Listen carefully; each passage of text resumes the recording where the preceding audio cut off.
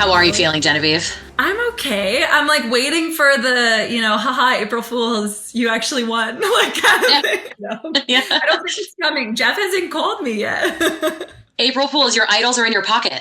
Oh, gosh.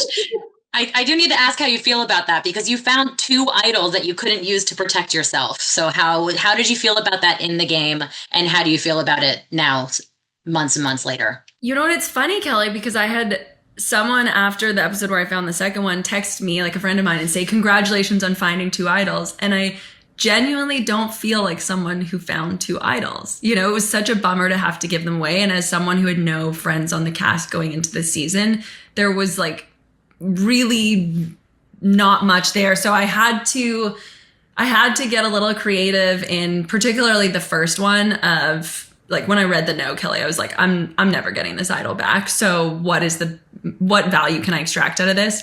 And so then it pivoted to, okay, well, everybody thinks I'm standoffish and sketchy and, they can't trust me. So I'll use this as like a trust building exercise and maybe it'll come back, but probably not based on this mechanic.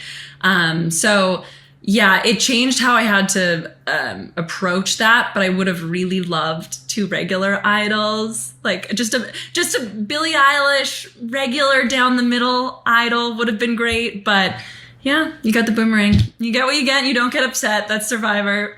Yeah, and given that, do you have any regrets about who you sent the idols to? No, because I don't know how it could have turned out with anybody. You know what I mean? It could have been worse. Yeah. I mean, I don't know how it could have been worse, but yeah. Maybe it could have been. Like it's so difficult to know. And yeah, like a butterfly flaps its wings and something different happens and Rizzo goes home with it instead of Charlie and Dee stays. Like you just never know.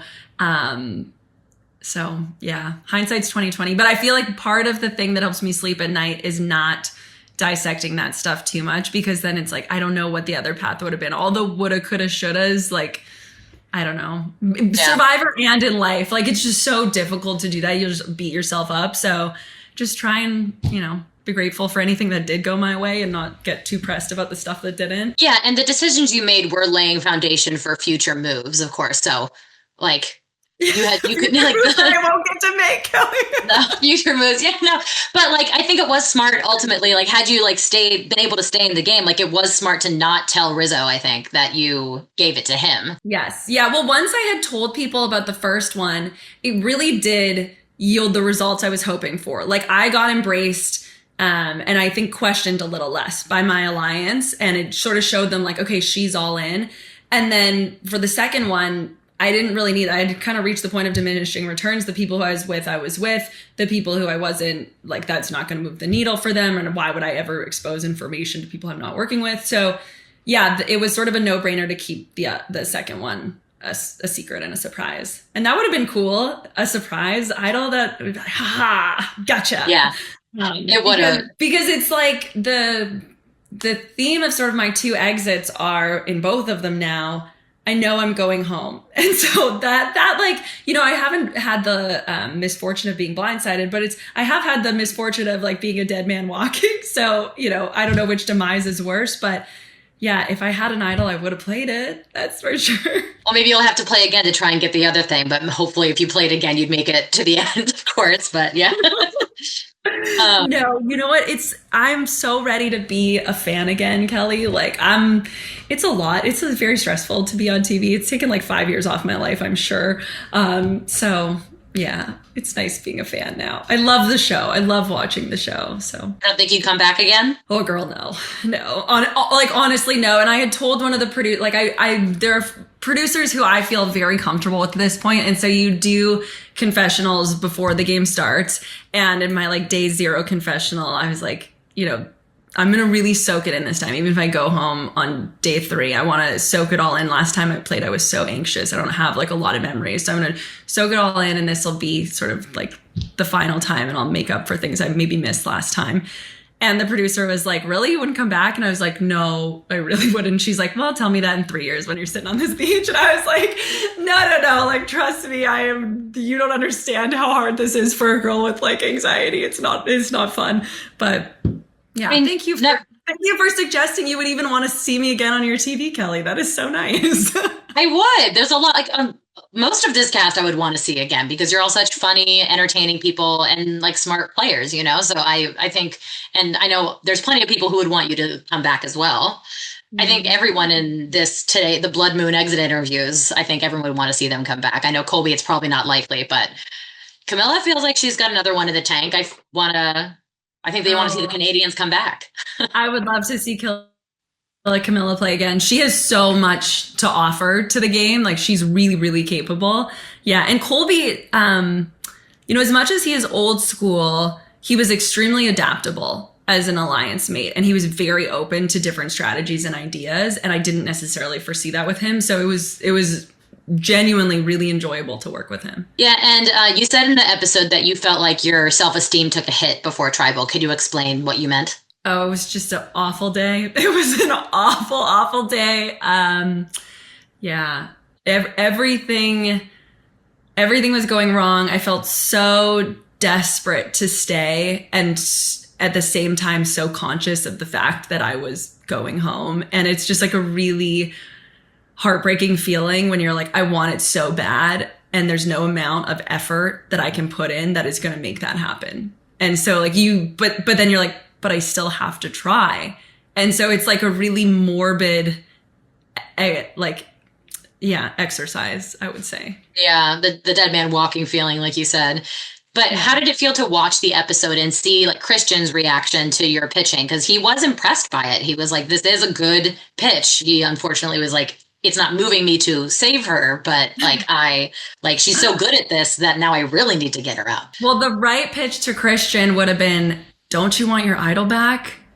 This is your chance. You may be the only person who could have their idol back. Don't you want it back? But I didn't know he had. I didn't know he had given it to Aubrey. And I do think the challenge with those swap tribals is you don't have days. It's not a swap tribe. It's a swap tribal. So you have like hours on the beach. Right. And so if there are people who are entrenched in certain relationships, you don't have time to meaningfully pitch them on why taking a risk or making a change is worth it for them. So like when you're in that situation, as soon as I saw the rocks, I was like, it's me. Like in theory, it's me or Joe, but it's me. That's what I would do if I was them. It's me. Especially when you saw Aubrey too, because you two have been kind of nemesis when this I whole saw season. her smirking at me with the rocks, Kelly, yeah, I knew it. Kind of confirmed nail in the coffin.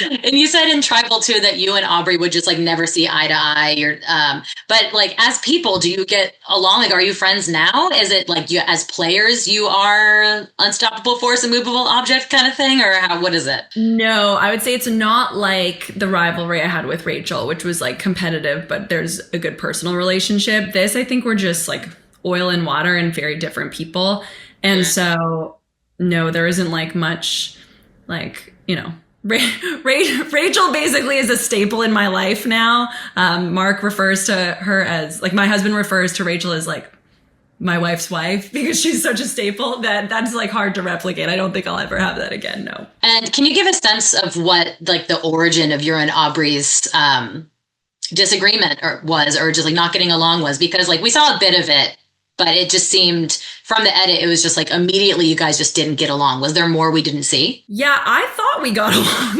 We got along at first until I found out that she was targeting me, and we could never really have an open conversation about that. And I think that's part of it is like people acknowledging what's happening and trying to break out of that. But if you can't have that open conversation, then every conversation is fake at best or fake and tense at worst. And that's kind of what it's skewed for. So I would say probably the parts that you saw were the most positive parts of it.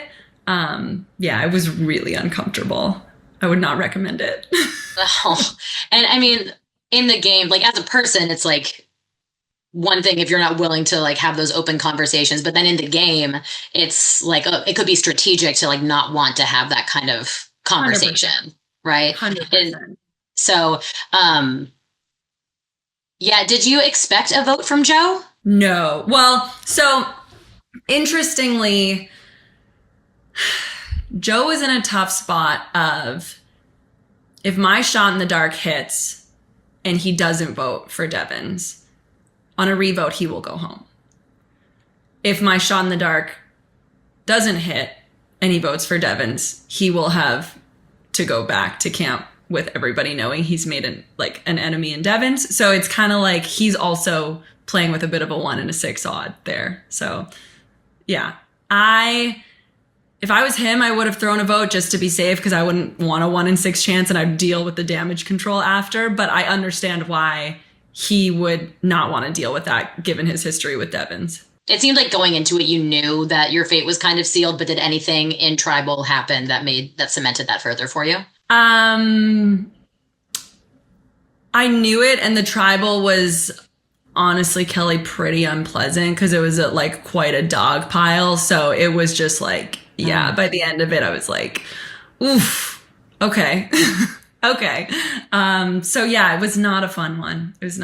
Watching it back, it looks pretty benign, but it took me back to the feelings and it was pretty unpleasant. There was a lot said for people who already knew that I was going home. And then also from a strategy perspective, it's not really smart to lay into someone because on the off chance they have something and they come back, then you have to deal with that. But at that point, things were already a certain degree of tense that I think it was just people were comfortable letting it rip. But yeah, the blood moon is not my favorite phase of the lunar cycle, let's say. Yeah. Who was laying into you? Not Joe. But yeah, it was just sort of a continuation of tension. So yeah, it was not fun. But honestly, everyone is so stressed and emotions are big in Survivor. You have highs, you have lows, and so people manage that differently. I totally appreciate that. That's a very diplomatic response. Yeah. What is there? You know what's up, girl. You know what's up.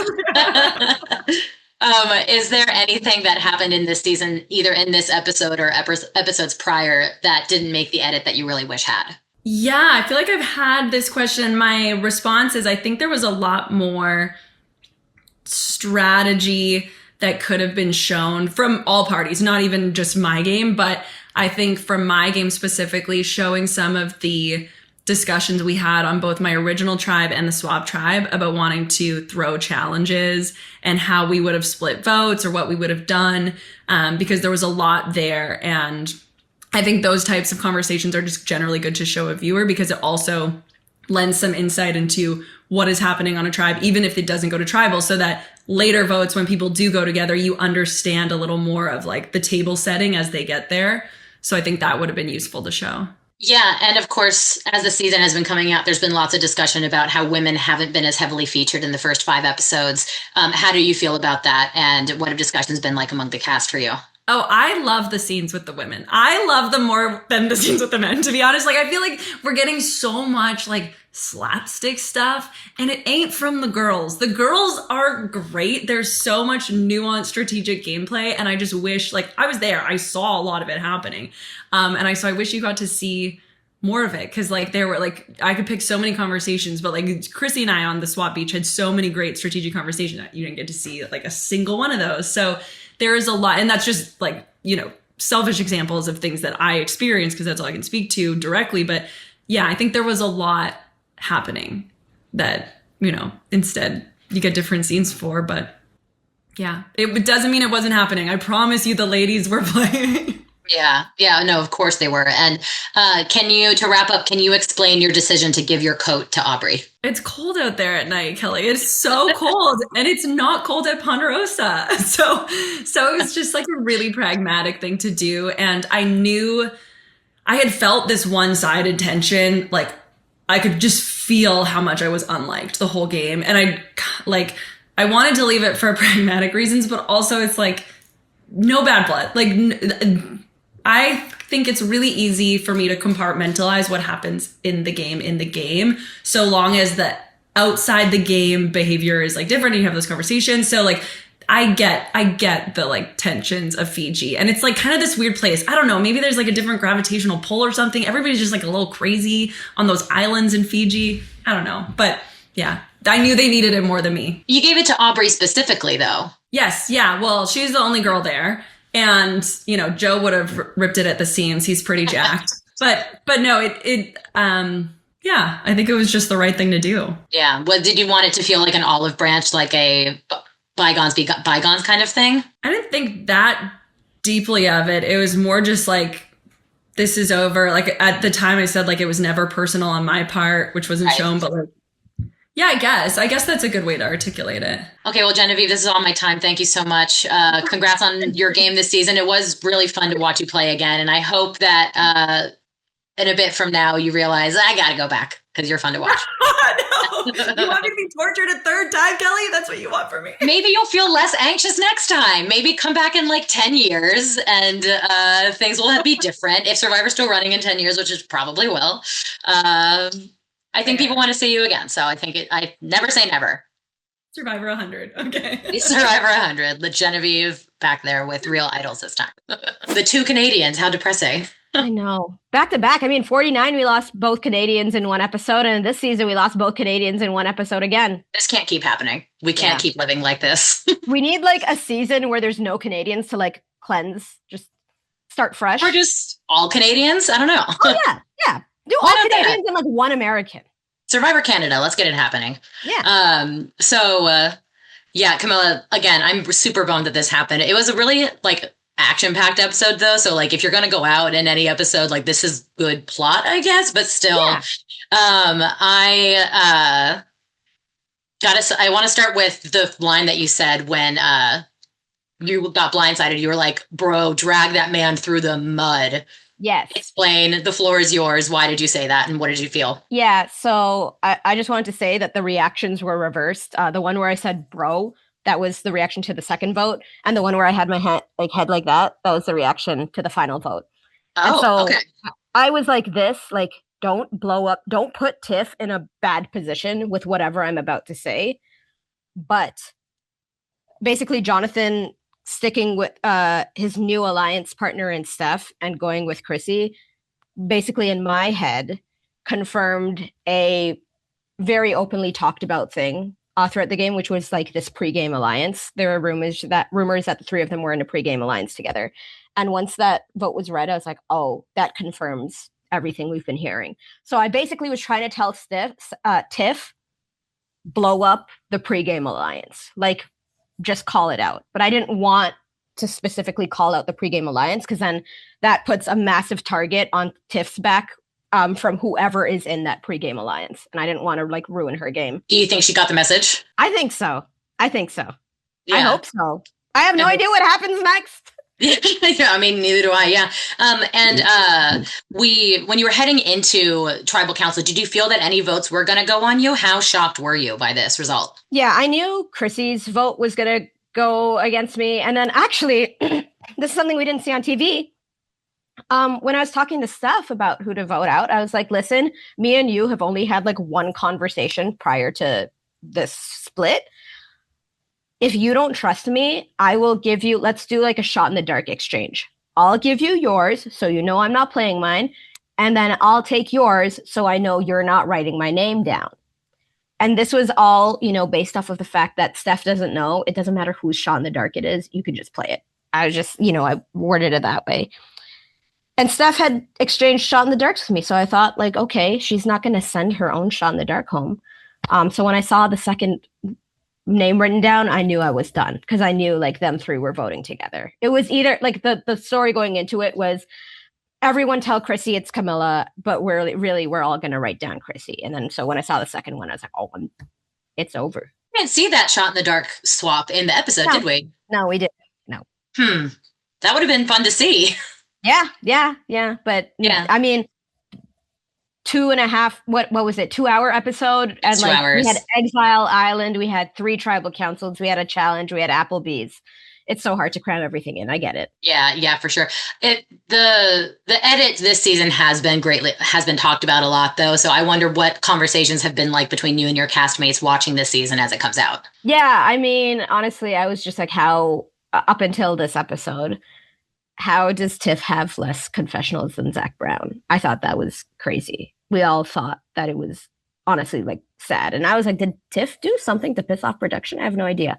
But after last episode, I was like, okay, cool. We got to see more from the woman. I don't really care about my edit because I know I wasn't really relevant to the main story or whatever. And like, I went out early, so I was fine with that. But yeah, I'm like, maybe I do wonder if they regret putting 24 of us in one season because it really is hard to show everything. 24 players in a 26-day game, 13 episode season is pretty tricky. Yeah, that is not easy for them. So I get it. Yeah, it was a very woman-heavy episode of this Blood Moon episode. So that it was fun to see, and lots of really fun confessionals. Like we finally saw some of the bite from the women, which I enjoyed like from Chrissy. Yeah, it was really fun to see. Unfortunately, it got you out, but it was like it was good TV. You know what I mean? Yeah. And you said in your exit interview, right as you at the end of the episode, you said it was nice to be played. Do you still feel that way? Let me tell you, Kelly, that came out of my mouth out of like 5 minutes of the producer trying to pull something positive out of me because I was not saying anything positive at all. Really? What were you? Tell me about the 5 minutes before then. First thing I said was, I did not have a graceful exit. And I have no problem looking back and being like, yeah, I said that. Kind of embarrassing. I said, imagine being so bad at Survivor that you had to hop on a call with a bunch of other players who are also bad at Survivor because none of you guys believe in your own skills to take you far in the game. That is what I had said because I was really like, the pre-gaming consumed me once my torch was snuffed. And then they were like, come on, anything good though? Were you happy with your time? And I'm like, I wasn't here long enough for anything to change. But yeah, and then they had to keep pulling and pulling. I'm like, I guess it was cool to get played. Because honestly, like I didn't see it coming. I was shocked. My jaw literally dropped. Yeah. That was kind of fun. Having my jaw dropped. My jaw didn't drop much in 48, I will say. And so to have my jaw drop on 50, it was fun. Yeah, I mean, is there what other strategy talks did you have in this episode that didn't get shown? We know that your shot in the dark swap with Steph wasn't seen. Was there anything else? Shot in the dark swap with Steph. That was pretty much it. Honestly, like I was pushing Chrissy because Steph had told me, she really likes Jonathan, really likes Tiff. But now, in hindsight, my only option for survival was to throw Tiff under the bus, but like I didn't have it in me, I talk about how I hate honor and integrity, but I actually am a loyal Survivor player and I did not want it. Like I like Tiff. I don't want to do that. It ruins my game the next vote. So yeah. And is there anything else that you like earlier in the season that you really wish had been shown? Yeah. So when we sent Charlie home, I didn't want to send Charlie home. I also wasn't the swing vote. I was trying to get rid of Jonathan that night. I told everyone we're swapping tomorrow because Rizzo told us there were 2 swaps on his season. So I'm like, there's going to be 2 swaps on ours. Nobody believed me. They all said we need Jonathan for the next challenge. And so that's why he's still there. Interesting. Okay. And like, can you give a sense of what it was like at camp before Tribal Council? Because it seemed like you, Tiff, and Jonathan seemed kind of confident heading into it. Not Jonathan. Yeah. I mean, so for me, I was stressed because I told Steph, go talk to other people. If you don't want to do the shot in the dark trade, we don't have to do it. And so she was like, yeah, I'll go talk to people. And it was like, as soon as she was done talking to everyone, she comes over, we exchange shot in the darks, and then they say, everyone quiet, we're going to Tribal Council now. So there was no opportunity to strategize at all. I was just like waiting to receive this shot in the dark from her the whole time. Yeah. And just to look at like the scope of the season in general, in preseason interviews, you said you were really looking forward to working with Coach. And so then once you got put on the same tribe, how did you feel? Yeah, I mean, it's great. We were talking strategy while we were out there. He was just so entertaining. I was asking him a lot about like his life. I wanted to hear all the stories about his journey through the Amazon, about how he is now the maestro leader of the Susanville Symphony. I wanted to hear everything. He was great. Were there any other players you became close with that it might not have made clear? I was close with, I'd say like Mike and Charlie. And then to a certain point, I'm like, Charlie, I don't know, man. Charlie's not working. Chrissy was telling me a lot about how she wanted to get out, Dee and Tiff. But yeah, Mike actually was surprisingly close with. He told me a lot of things that like the other people on Colo were telling him that felt comfortable enough to tell him that they didn't want to tell us. Like he told me that Chrissy was calling me the mole on our tribe and how it was like working with everyone. But I think like everyone was working with everyone. I don't know. Yeah, I mean, you have to test all the waters, right? In the Yeah. game. Yeah. Yeah. I didn't know that Tiff and Dee like really, really wanted to play with me until a couple of days in. I thought they were gonna like draw me in and use me, but it turns out we actually didn't want to play together. Yeah, and tell me more about that alliance, because I gotta say that was an unexpected trio for me. I don't know why I never thought that could work really well, and then I saw you three talk, and I was like, oh wait, yeah, Yeah, this is good. I also didn't expect. I went into this and I saw like all the like pairs and stuff, and I'm like, maybe me and Charlie, or maybe me and Chrissy. And then for them to like welcome me with open arms, I'm like, oh my god, the cool girls want to talk to me. No, yeah, like we were talking a lot. We were talking to Mike a lot, like that group, Mike and Charlie a lot. Like the five of us were having a lot of conversations, but also us, me and Tiff were having a lot of conversations with Coach as well. Coach was sharing a lot with us. Coach wanted D out. A lot of people wanted D out. Really? Well, yeah, she's the winner from your tribe, so yeah, a lot of people wanted D out, but I think the consensus would have eventually lied down on Chrissy because more people wanted Chrissy out. But a lot of strategy was happening on that early tribe. It just doesn't pan out because none of us went to tribal council. Why do people want Chrissy out more than D? I think with Chrissy there was like kind of like maybe I would say each season of Survivor may have like its own culture, right? Maybe on the season Chrissy played, whenever people would go off and talk to each other, everyone had to be like, look at those two. They're going off and talking to each other. And so Chrissy was doing that on our starting tribe. Every single time anyone went off to talk on their own, she'd be like, those two just went off together. Or if someone, was like not sitting around a camp, where's so-and-so? Where's so-and-so? And that like honestly got like kind of annoying. Because no one else would bring it up. We're all just like, we're all playing Survivor. Everyone's allowed to go off and talk to whoever they want to. I don't like this like announcing it every time it happens. It just feels so weird. So there's a bit of that. And like, I don't know. Chrissy had said something, according to Mike, Chrissy had said that the new era people want to get the old era people out because they're insecure about their 26-day game versus the 39-day game. And I was like, bro, Do you think that's true? I'm not thinking about that. I want to work with the old school people. I wanted a mix. I didn't want this to be some boring old era versus new era. Like, that's not fun television. I wanted a mix. You, of course, were here with Joe and Kyle from your season, and you had said in preseason that you were like, if I knew Kyle would be here, I would have said no. Was that preseason stuff you were saying, or was that true? No way anyone's gonna turn down 50. That was like me trying to be funny, but Reddit took it very seriously and thought I was so entitled when I said Jeff needed to disclose this to me. I'm like, Reddit needs to like go literally touch grass. Stop. Like, I don't understand. They're crazy. Yeah. But then though, it would be understandable if you didn't want to play with Kyle just because of the circumstances of your season having just aired, and you were you two like won together basically, like you went all the way to the end. Yes, I do think like I was like, oh, this is going to make my return a lot harder. And if I was like so focused on being like this star player, like someone who runs the season, yeah, I would have wanted my own season to myself. But it's like, no, I just want to play Survivor. I don't care who's playing there. I don't care how hard it is. If I was stuck with honor and integrity again, like if I had to repeat 48, I would do it. It was fun.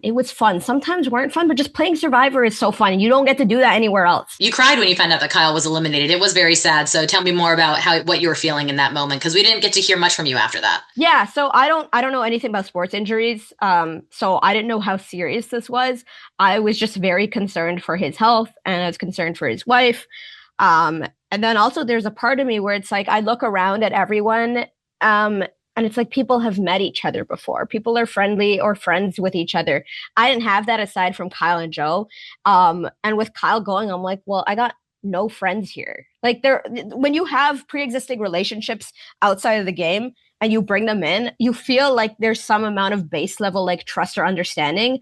But I didn't have that with anyone, with like Kyle being gone.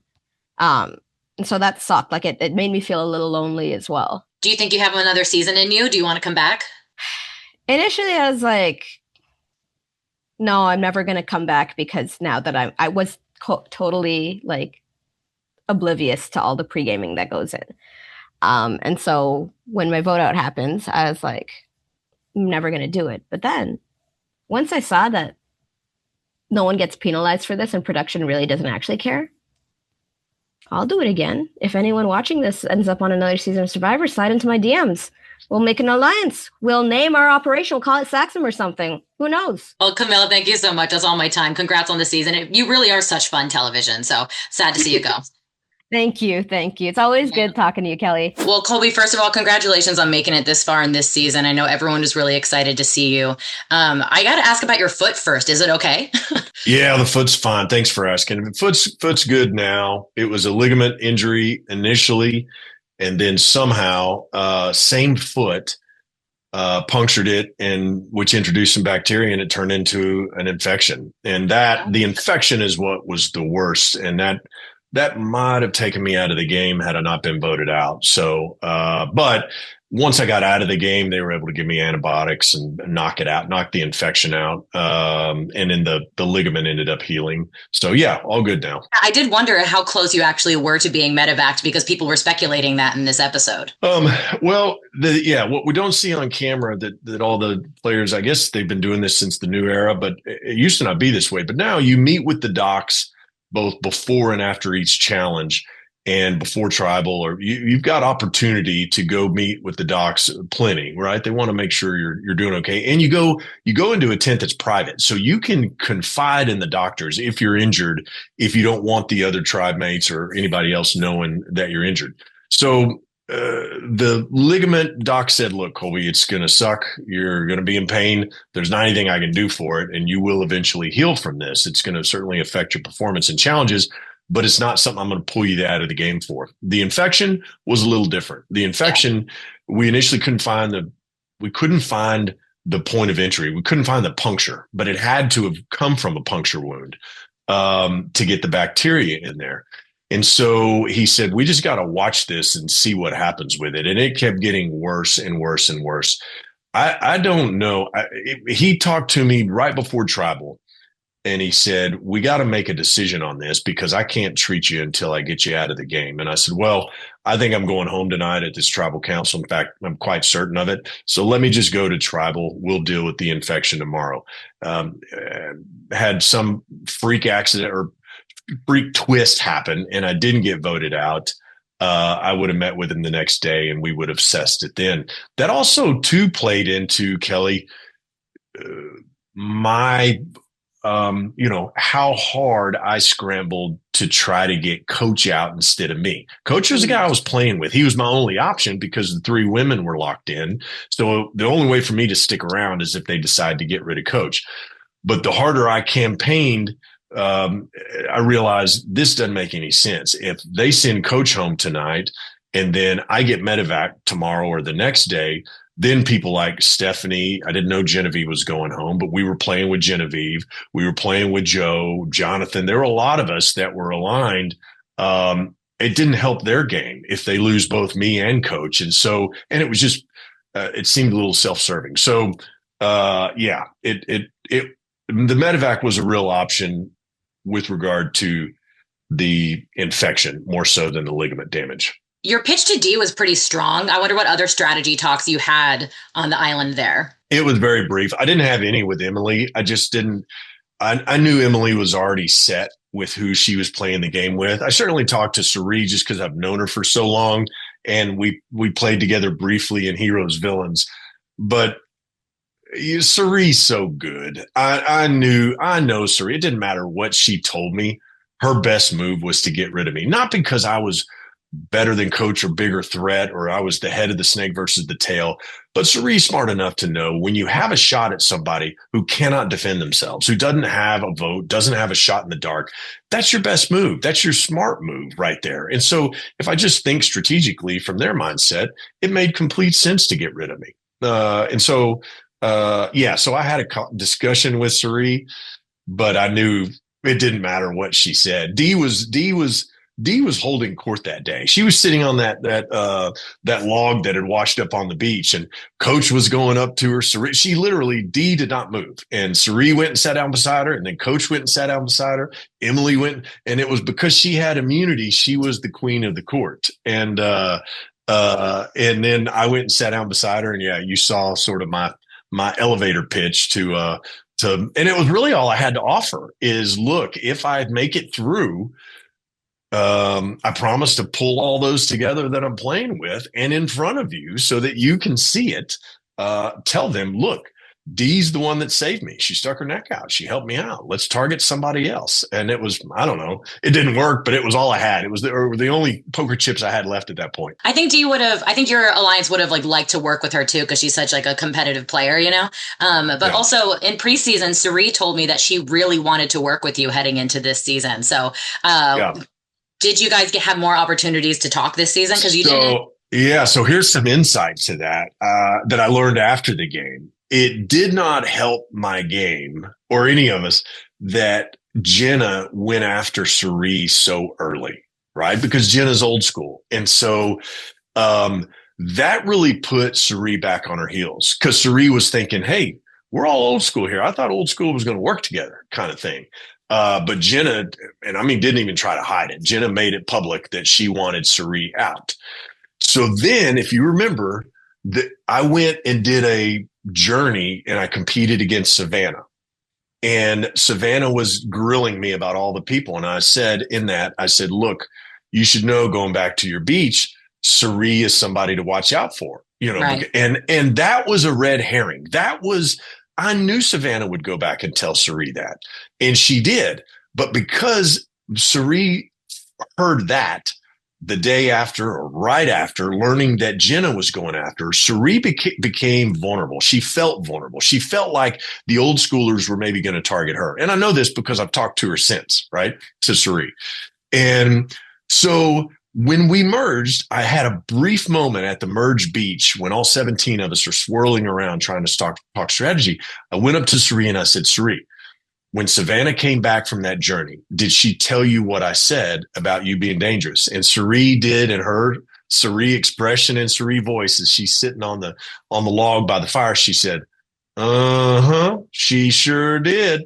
And I knew I was done. I knew there was no coming back. Suri, and I'm like, Suri, I told her that as a Reddit. I'm sitting there going, didn't I do a good job? I told her that so she wouldn't suspect that we were playing together at all. The deal was done. And I think at that point, she had already built bonds with other players. That was the first time I saw Suri and got to talk to her, was once we merged. And so, again, I knew my dynamic with Suri was fractured the moment we merged on the beach. And that was before we did this little 3 groups of 5 swap, right? So I didn't yet know I would end up on her beach, but I was going up and talking to her because I knew Savannah had gone back and said, hey, Colby said to watch out for you, which I did say, but I did so as a red herring. I just didn't have a way to explain it to Suri. Yeah, it's good to know that you went straight to Suri during the merge and was like, I have to clarify. Yeah. But Suri, and she wasn't having it. She didn't buy it. She didn't believe it. And we didn't have enough background together. We haven't played enough together. We were sort of opposed to each other, even though we were on Heroes Beach way back in Heroes Villains. She and I weren't in the same alliance. And so we've never really played the game together as an alliance. And so it was just too little too late for me with Suri. Yeah, unfortunately, because she had said she was because the same reason you just explained is why she wanted to play with you this season. So that moment in Tribal with you, Suri, and Coach, it was really moving. I feel like anyone who's been watching Survivor for a long time couldn't help but get emotional watching that. It felt like you were already saying goodbye, though. Is that how it felt for you before the votes? Yes, I was. And obviously they're going to edit the Tribal down to where, there's a little suspense in there for the viewer. But everyone there knew I was going on. Everyone did. And we discussed it. And so the majority of Tribal was about not just about me leaving, but it was a blessing that Coach and Suri were both there with me, because I had 2 of these players who had played this thing, and this has been as big a chapter in their life as it has been in mine. And so it was special for me to get to say goodbye to the game that I love with them being there.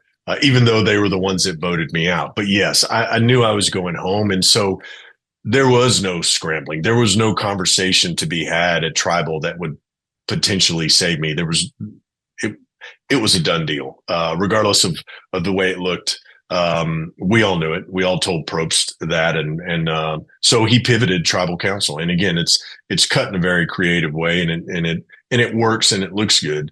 But the reality was Probst was even aware that I was getting voted out, which is why he gave me the platform as long as he did, because he knew I was going. Yeah, it's bittersweet for sure. And how did it feel to hear Jeff say one last time, Donaldson? I loved it. I mean, he hadn't called me by my last name since maybe All Stars. I don't even know that he did it in Heroes Villains, but that's the way we used to talk to one another, and we've always referred to each other by our last names.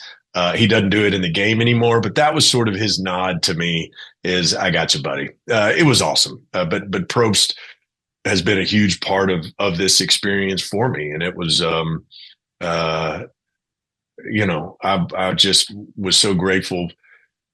He gave me the chance, and the producers gave me the chance, and that the Survivor community wanted me back. And it just, I couldn't ask for anything else. Yeah. And then to wrap up, how do you feel about this being the end of your Survivor journey? It is definitely the end, or at least in terms of playing. I will always be a champion for the brand because it's meant so much to me for so long. But definitely my last time playing.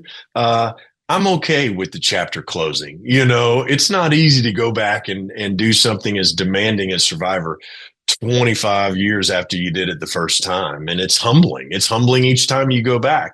It's fun, but it's humbling. And so I'm A-okay with closing the book, or closing the chapter on this, and I couldn't have asked for a better gift and experience. It's been a gift for 25 years, and not just the times I've played, not those 4 times, but all the times in between and what it's led to. I ended up carving out a 20-year career in the television business, and none of that happens if not for Survivor. And I didn't anticipate any of that. I didn't go play Survivor because I wanted to move out to LA and start pursuing all that stuff. But I was in the right place at the right time, worked my butt off, and took advantage of that opportunity. And I owe all of that to Survivor, because none of it takes place. I'm not married to my wife right now, if not for Survivor. And I had to connect those dots to her one time, and it was 5 degrees of separation. She had never even seen Survivor, never seen the show, never watched me on it. But the mutual friend that introduced us, I don't meet that gal if not for Survivor. And Survivor led to me moving out there and getting a show called Top Shot. Top Shot led to a business I started here in Texas.